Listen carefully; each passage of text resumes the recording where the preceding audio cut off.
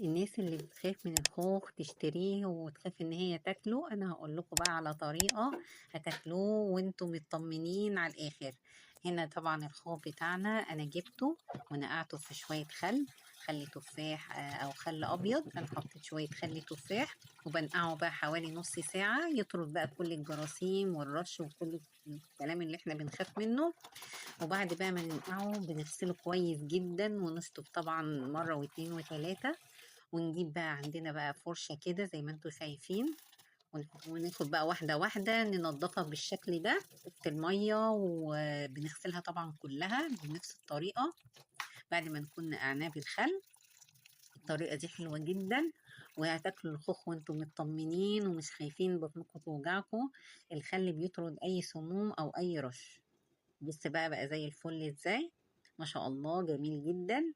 والناس بقى اللي هي